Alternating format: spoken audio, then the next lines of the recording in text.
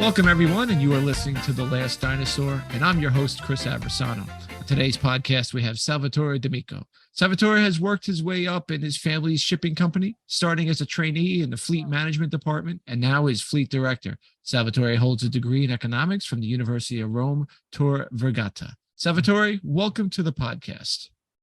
Thank you. Good morning. How are you today? Doing excellent, and I do appreciate you coming on and telling us more about what you're doing. But first, what I always like to have my guests talk is tell me a little bit about yourself. You know, for people that don't know or that don't know you personally, it's always good to set the table a little bit. Well, first of all, there is a mistake in the bio. Actually, my life in the company started well before that, because I started as a deck boy on our vessels. When I was 14 years old. And I missed 1 year in high school. And my father and my mother, as a punishment, they decided to send me on board as a deck boy. I took a plane to Venezuela, and I boarded in Venezuela. And I came with the ship all the way through back to the Mediterranean, and then had then did some cruising around the Mediterranean. After that experience, my year in school was great. And my father, and I told my father, you know what? I wish to go back on board, because it was just an amazing experience. I mean, talking to the people, getting to know each other, meeting several cultures. It was actually, for me, the first time I was living my life with people that were not Italians, because there was Indian crew on board, there was the Italian master, and we are talking about the 1998. So compared to today, it was really a different area. And I continue to go to sail all my summer. During all my summer, I continue to go on board of the vessels and spend time on board to learn always for a few months. It has been amazing. I had the possibility to cross the Atlantic, the Pacific, the Indian Ocean. I mean, it was really a very good experience. I met a lot of people. I gained a lot of understanding, not knowledge, but understanding on how things were going on board. Because one of the good things about shipping is that you never stop to learn. And when you are 14, 15, 16, you will never get enough. I mean, there is plenty of stuff that you need to learn. You get a good understanding on how things work. One of the nice things is that I started on one of the vessels I started was a bulk carrier. And at the time, the ISM was still at the beginning. Actually, if was not wrong, we didn't even have the procedure, because it was not compulsory at the time. So that was the starting. After that, I started my university. During university, I worked also in the company, in the family company, as a trainee at the beginning, and then starting to work as fleet manager, and then ended up as fleet director. I actually completed my study in economics while living in Dublin, because I was over there in one of our offices. And then I moved to Singapore, care about one of our companies, which is named Ishima. Ishima is a third-party ship management company that today I'm the CEO of that company. I spent some time over there in order to get a better understanding of the company, how it was working and so on. And then I came back to Rome. And since then I've been, this is my office, but let me say that, as you know, shipping is what we call office is something quite relative, in the sense that you work through a phone and a computer.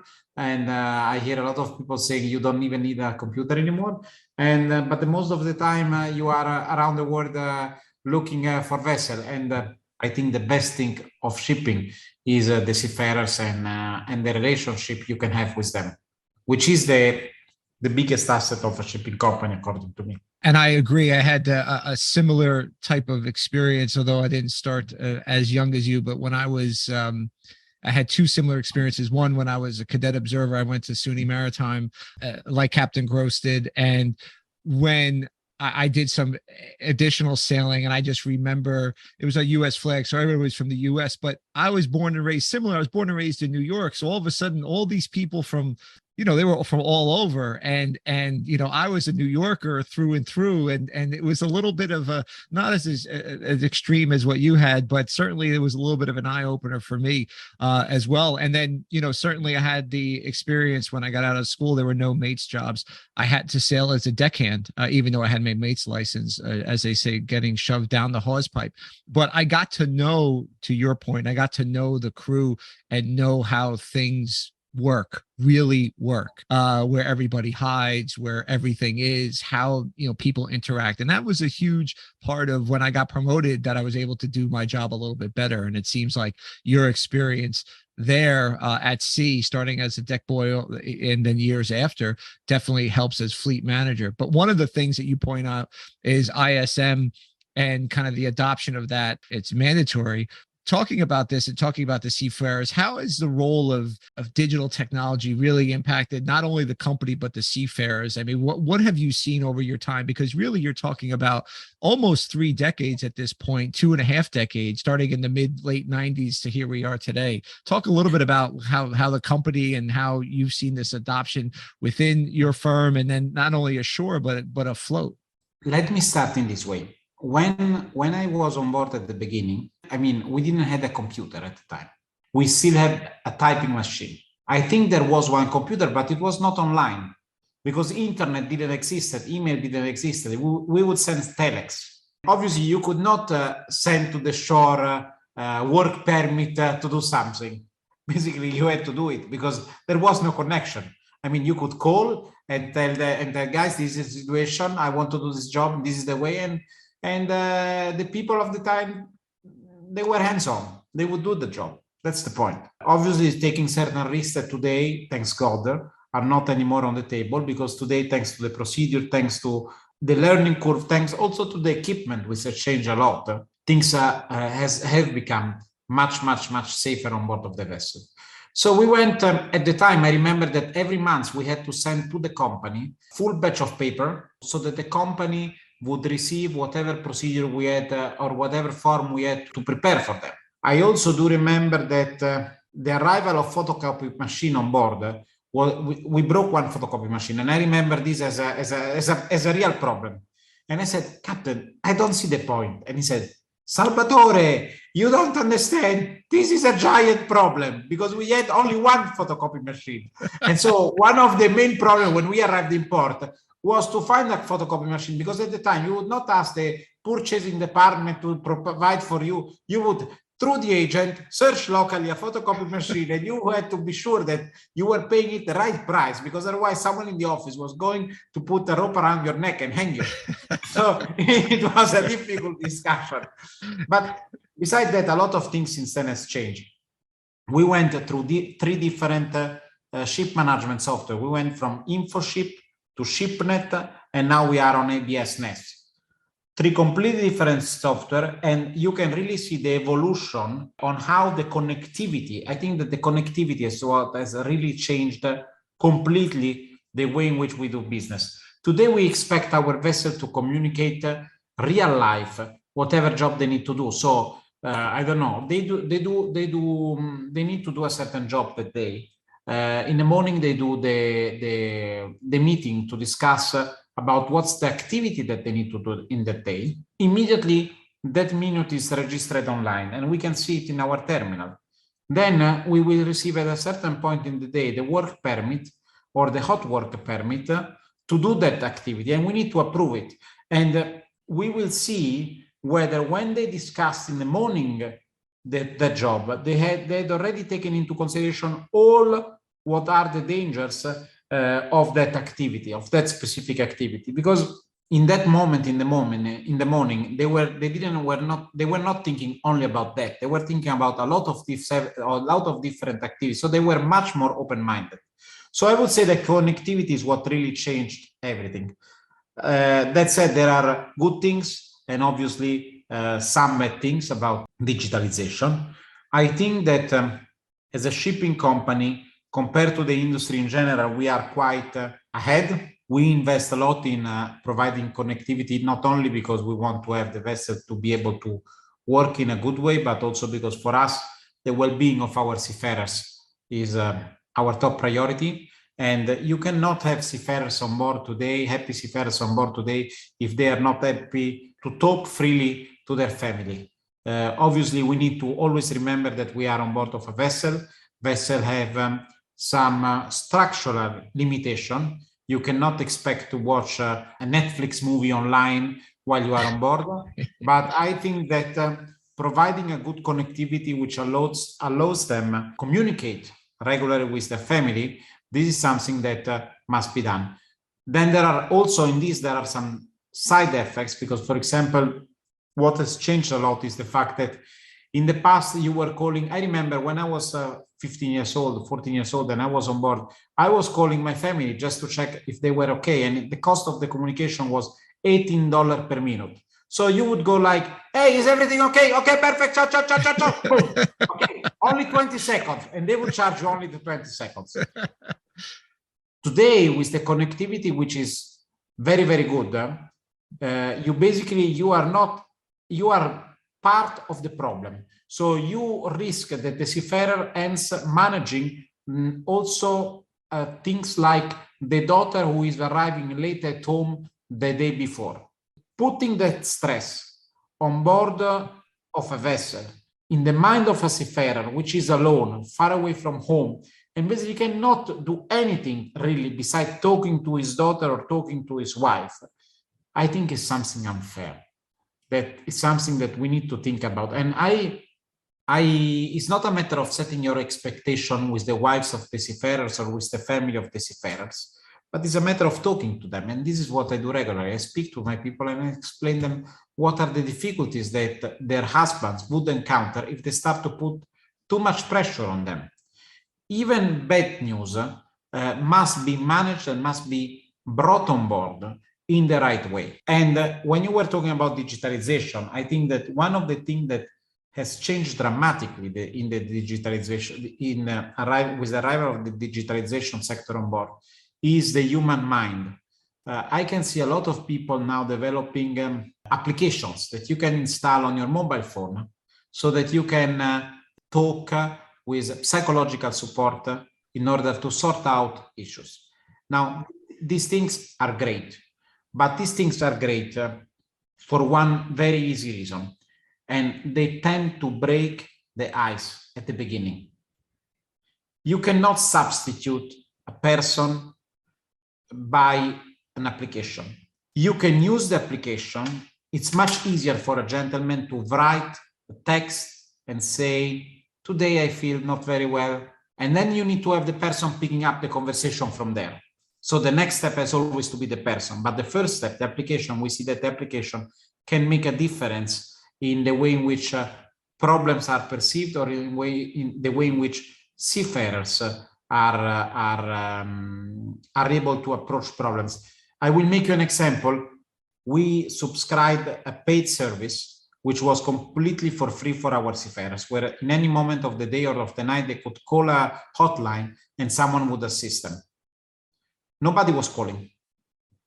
We used that service several times when we had strange situations on board and we wanted to check how the seafarers were and so on. Even with COVID, with the arrival of COVID, we wanted to check how the seafarers were reacting, being away from home. Then we decided to implement an application. Since when we have the app, our seafarers tend to use the app to ask for help. And that is the moment in which we come in and we step in inside the conversation and we have a proper psychological support, help the seafarers. This is a little bit, I think, the most important point about digitalization. So in general, I think that digitalization has changed and grown a lot because of connectivity. It will continue to grow much more. I can never miss the fact that you cannot say that digitalization can change or we are looking into having a vessel without any crew.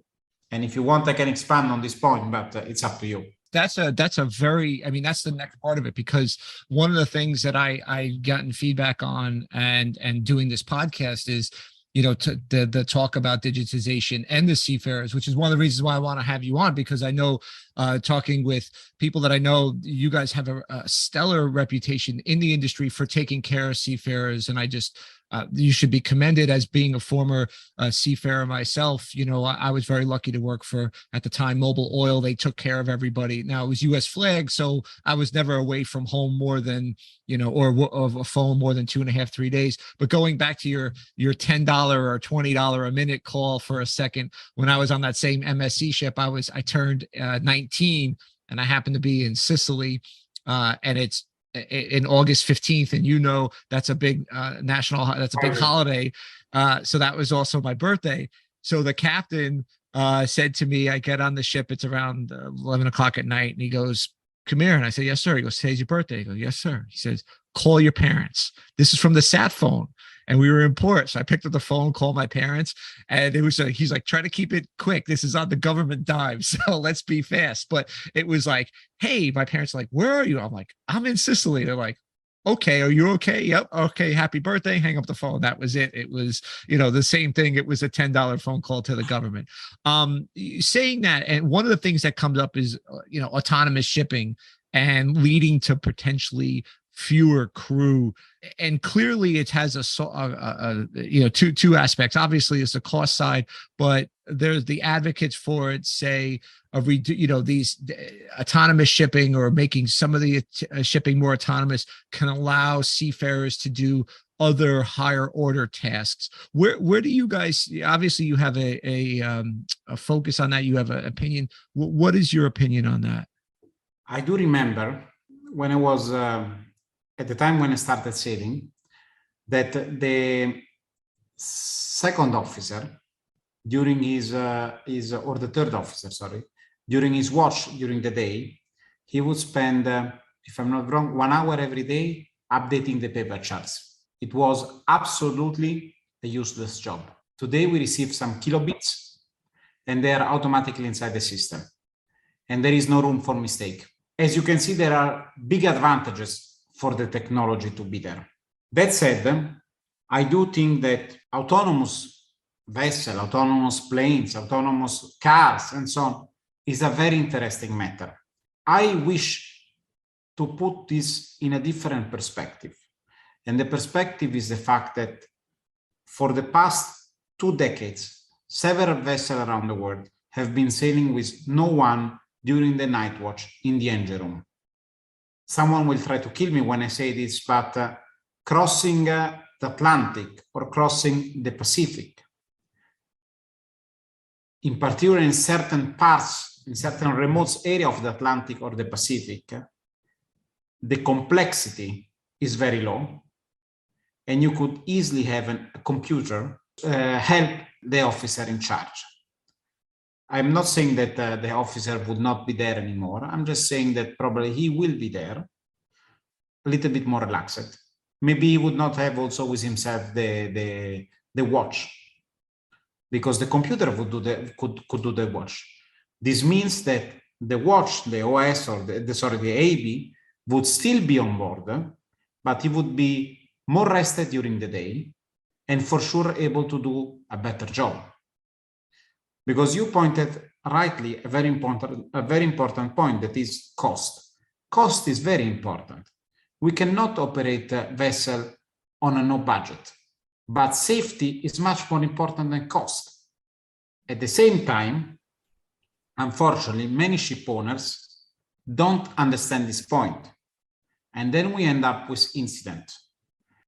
It's easy to point the finger towards the human element or the human error whenever there is an incident. What I always say is that it's not a matter of who was the one fault on board, but what has been done around this person in order to make him comfortable on board. We have vessels operating regularly in North Europe, where we have one chief officer and 2 second mate or 2 third mate. And obviously, if you have 2 third mate, you would have 1 second mate, or if you have 2 second mate, you would have 2 third mate. The reason for that is because if the chief officer that has to do every 2 days operations has also to do the watch during the day and during the night, he will never rest. And it's not a matter of getting your working rest hour right, because getting your working rest hour right is stupid. I mean, what is the point? The point is to show to someone who is coming on board of your vessel that your crew is resting properly. You're not doing this because of him. You are doing this because you want to keep your vessel safe, and not the other way around. So this is to say that, unfortunately, safety comes with a cost, but the potential cost of not spending those money is much, much bigger. In this respect, I think that technology, digitalization in general, can help contain that cost. But you will never hear me saying, we will have autonomous vessel, at least not at the time, because beside all the legal problems that are involved in having an autonomous vessel, and we could easily sort them out by saying, okay, we put just a master on board if it's a matter of liability. But that's not the point. The point is that I have never heard about a vessel which is able to cross the Atlantic Ocean with nobody going inside the engine room every day to do some jobs. And maintenance, when do you do maintenance? When the vessel arrives on board, you go on board and you do maintenance. So you delay the departure in order to do the maintenance. It's a little bit like a dog going around himself.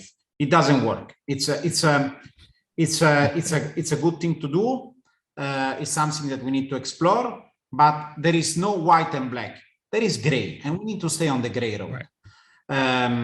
That said, at the same time, I need also to add that when you talk about digitalization, the digitalization of the vessel, the fact that today there are more sensors than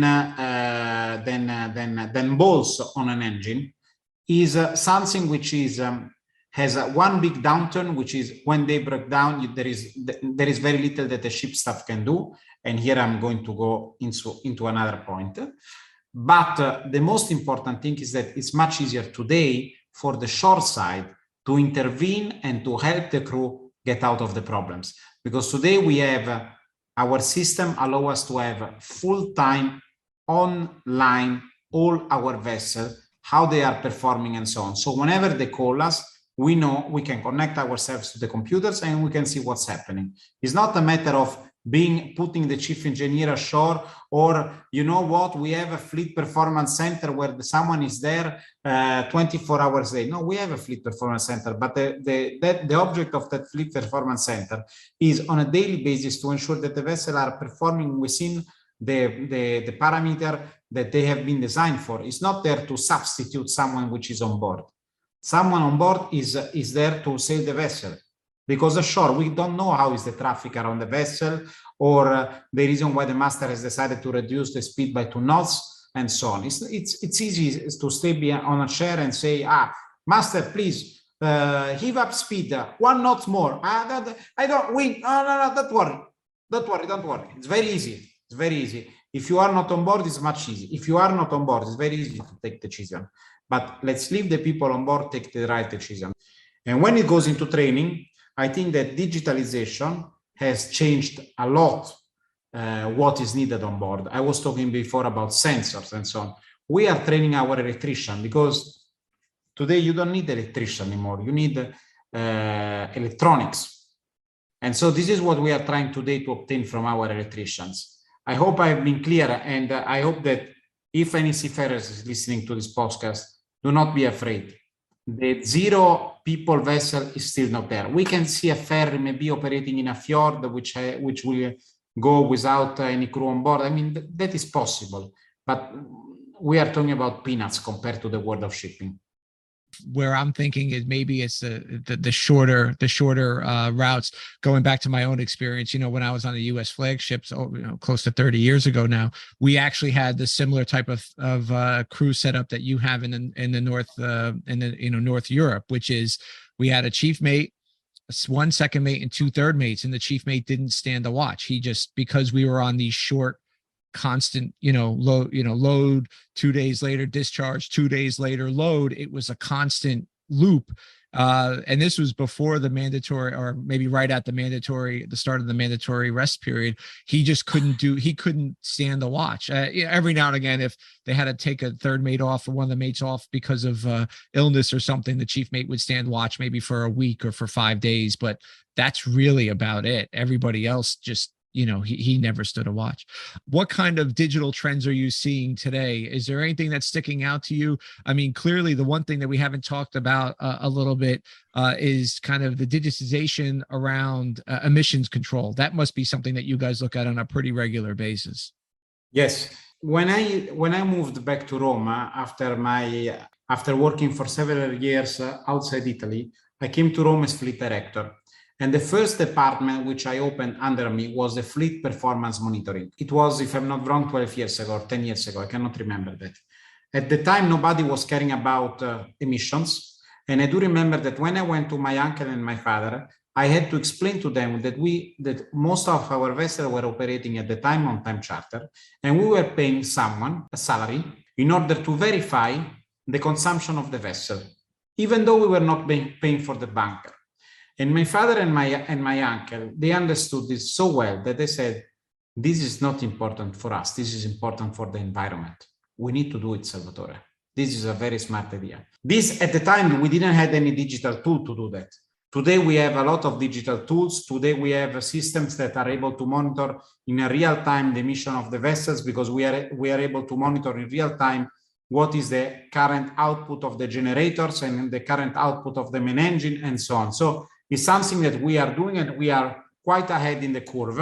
We have now also developed reprogrammed our software in order to already be able to forecast the CII of the vessel according to what the vessel is from an operational point of view doing. As you know, if according to how the vessel is operated, the CII can change a lot. These are all things that we have been working a lot since the beginning, probably much more ahead of the curve than anybody else. Yeah, and I think that's only going to continue to be a more and more focus as regulations come into effect here. One of the things you touch. But let me say one thing: regulations are important, but people should stop to do things because of regulations, because regulations set a minimum standard. And allow me to say one thing: whoever listens to this podcast is not the minimum standard. I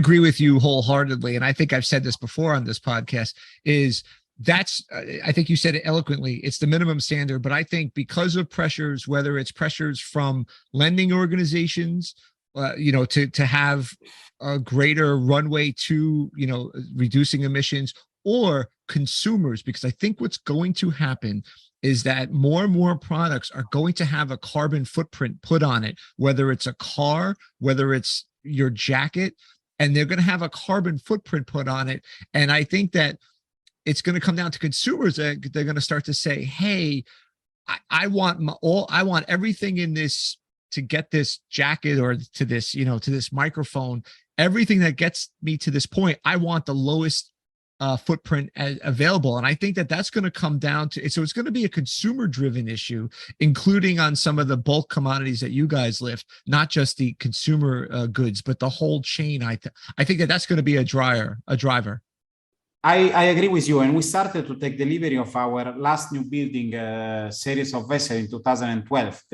And then they went on till 2016. Our vessel of 2012 were already in compliance, mostly in compliance with Energy Efficiency Design Index Phase 3. Well ahead of the curve. They could have been Phase 1, but our standard is the highest possible standard.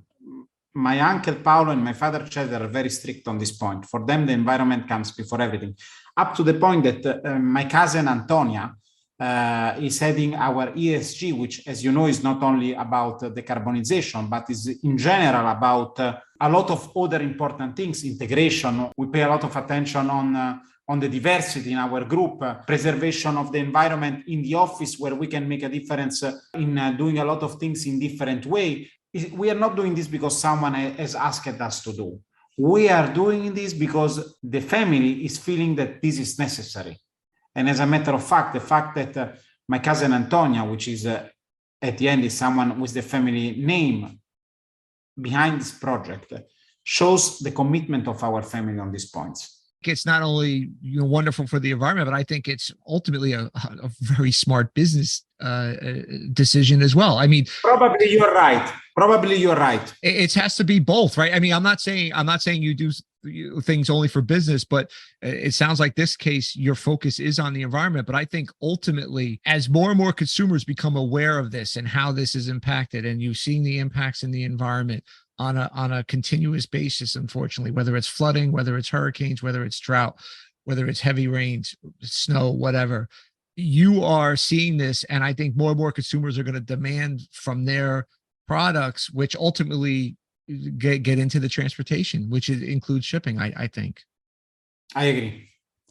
As we wrap up, I love your focus is such on the seafarers that I have to ask this question. What would you tell somebody, the 14-year-old you or this 18-year-old you, to, why they should stay or get involved in this part of the shipping industry, which I love, by the way, so it wouldn't take convincing of me. Because it's the best job that you can find everywhere in the world.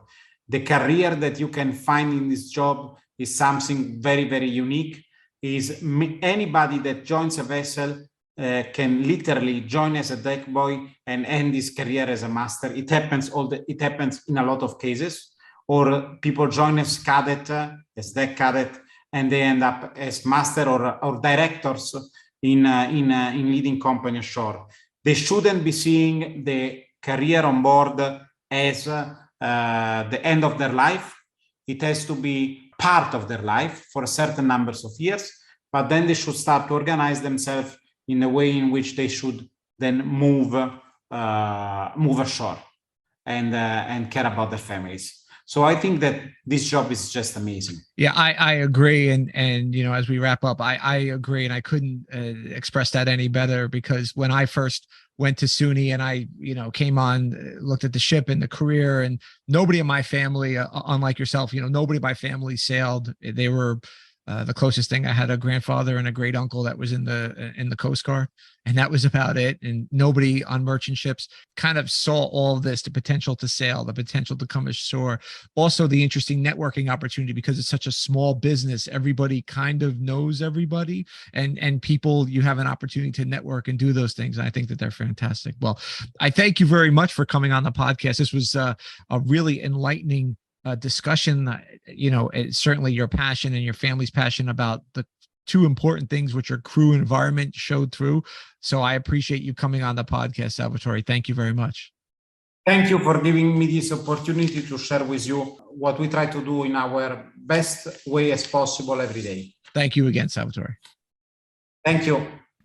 I hope you enjoyed listening to this episode of The Last Dinosaur. You can find out more about Salvatore D'Amico and his family's shipping company in the links in the show notes. Also, a special shout out to my friend, Captain Joe Gross, who works here in the U.S. for D'Amico, and he put me in touch with Salvatore and helped arrange this podcast interview. The Last Dinosaur can be found in all the places you normally get your podcast, such as iTunes, Amazon, Spotify, Google Podcast, and on YouTube. Don't forget to follow. Once again, I'm your host, Chris Aversano, wishing you all fair winds and following seas.